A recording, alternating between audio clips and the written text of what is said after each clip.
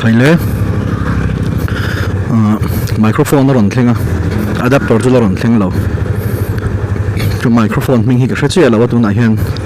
adapter ra thlen lo wangin phone recorder hei hemi mang hian ka test zone ani chon edit te boy tha kem ti te kha ka en do na la tingai lo ba kam moi bul zone se hena mouthpiece ka da chuan sota republica ka kal lok do na nge a an don o ti han hriat nan tuna hian microphone le voice recording le kal ro lungai su mo sia ma in pathian chak na regin tui buya kan tir chaw kal ru le me lo ba ke hlom ve to na kong ka kan tir ho jong jong hai chepa kal ro thank you welcome ka tin sa prong te ka man pol thina good morning le good afternoon po hi school kan lai hang ka man pol le zeu thin chuan la in record them record da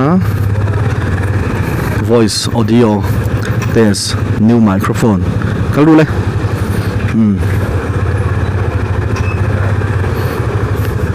chuan mani kan rai ta tang khan tu real rai kan nei kha tang khan petrol kala thun le me lo wa hei tum ni chia ka nei to ma ro chu bike pok la sil tir lo ka that chede wo ne le no pang exam lo nai bok ni nan mani control angai boka o hi a fiang nge fia lo pok ka hre lo wa ka tong dan pa ngai low voice mangin ka tong atu na hian ina ta tang kan ti chin na thun atak hian speed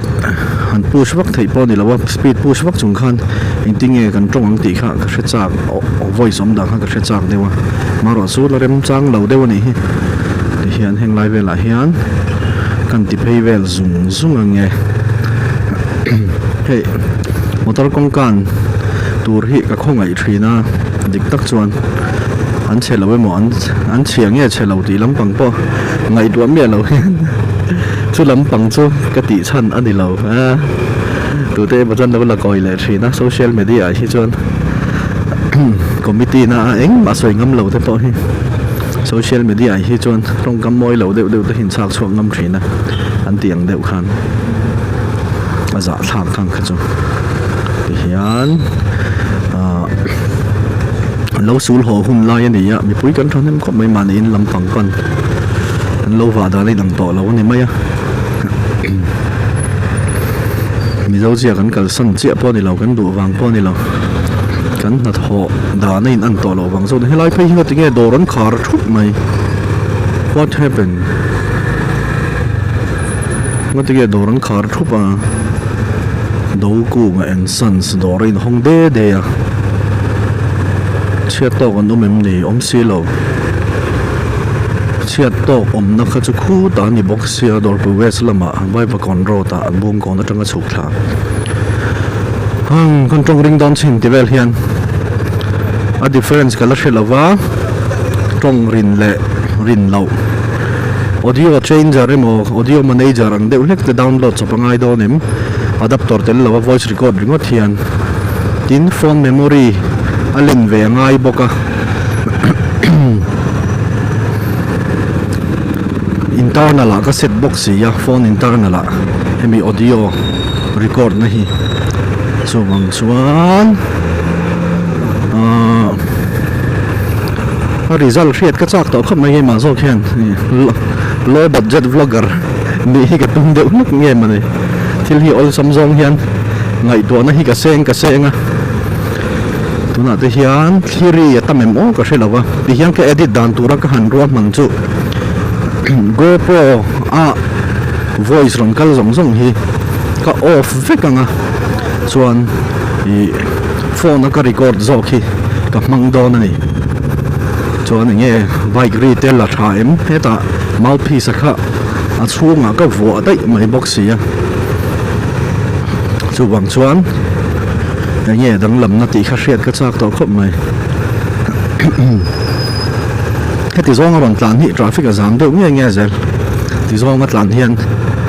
a chan chu so lam millennium bor vela te kong a zam na lai kha a in no to thin wang ania tin ka bike ke hi man hian ka thian te khan amam to ma min ti saka ke pon kan en chiang kan han right zo kan han ho in kan thlenga tu khoi na khan alo mam to ngai mai tin tayar tha ho kan mang duang ringa amaro chu ma le nu thak rol dong jon sin khat sang ni vel dei ni dona thak le pop dong nge mane chu tiang chun hey bike lampang chan chin te tayar chan chin te khol thil te ka hriat lo awang hian ka mi fa te anga ka hriat lo awang hian ke chu nei wang po ni lo a resell le na tur ngai tu awang zo khen to ma se ti dan ram hi ka ngai tu le train boka bike chung chung engine oil te po hi ka thak zen lo am le chu chi sang ka mang lo a ti ra mi ya ma lu pha ka mang char ani a san chu motul ti te le a chi sang te po ron chu company tha tak ama ro chu ka man than don chon lo chuan fa ji ya ve ka man than don chon lo chuan khatia han thak de kha ka du lawa engine ne tur zo ka hlawa chu wang chuan ngai ngor hi ka mang ri mai ani poi po ka ti lawa kan nei ve chun hi kan duat anga ya mi fa te anga thak zen nang chi te mi fa te ang kher lo po in korban nan di khalo thak zen nang chi te kha ka du lo tin ka thei lo ka tlin lo bokani ta hin kan pen khalai teng traffic jam le mai ke ma ka jam te lo mai ka pi lau thong mi ka nu motor nam lawa kan kal phot mai nga side glass ka en kan nu motor om me lo ti ka hriat si lo hang kong ka lo kia na an posi ka lo ti lai ve le thin bok chu wang chuan tu na tang chuan diam arach lu tu lo anga ka ngaya hi chuan side glass kan en zewa side glass ta ka mang tang kai ge chu i patling kan nu mo kan ti chu ni lo patling bike khal ang hi mai hi ka nia a thena hi chuan a chan chu film khurna wang zo khian nung lam mi te minon le pel tum ron overtake ram tum tlei rol zok te khatiang te khan omem kan in ti palang hem ti te kong peng do na signal light ta pek lo wang ka nung emo ka ma mi emo ron kwal chuak tur te emo buai an omem tiang zong ke ma awang an buai na thleng tur kha pum pel tir ka du ani dik tak chuan hetia ka record awanga in soi thiam ni me lovin ka pa hian min hril thin awang zok le tiang te po ko la tum nge signal light ta pe ta mi lawa o ape har talu tu ka nga adu le lo ni he nei po aron bek tarwai roi mai heu eng titia zam nge kan di le o kan push thin nge khila hian min lo en kor ma mak min te deu niang heu kong sira two wheeler an lo pak wang ani ti hian visor ka honga voice dang la mem ka shelo visor hongin du tok ri phadang ma halai chu rei do na mai voice kan off ma sanga edit an nom jok theinan minute kwa